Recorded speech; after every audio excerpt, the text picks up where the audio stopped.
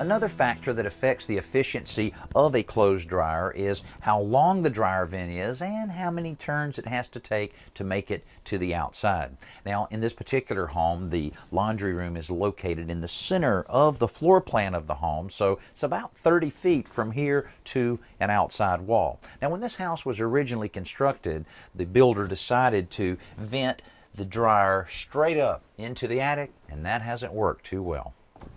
It's not really that unusual to have a dryer that vents through an attic space. This is the metal vent pipe that comes up through the wall behind the dryer, and then at some point someone's attached a series of plastic elbows and pipe to route it back into the attic space, allowing not only the lint but also the moisture to dump into the attic space. That's not the way it should be done.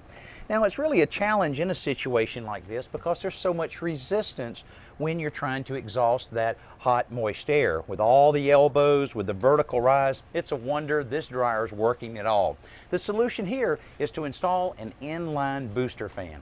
First, the plastic pipe has to be removed, and as Scott quickly discovers, it's loaded with lint, which combined with all the twists and turns in this thing was seriously handicapping the dryer downstairs. Not to mention that it was also dumping all this damp air and lint into the attic. It looks like this PVC pipe was nothing but a lint magnet. Not a good choice for a dryer vent. Now, the booster fan itself comes with a mounting bracket so that it can be attached almost anywhere. Here, Scott's screwing it into a piece of 2x6 lumber, which will then be attached to the attic floor next to the vent duct.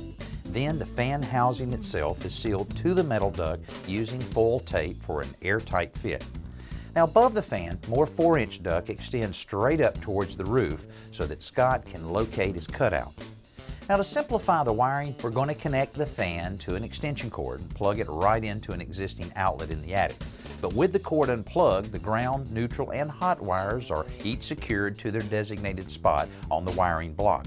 In a situation like this, it really pays to take your time and get everything just right before cutting anything, because you never want to cut any unnecessary holes in a roof.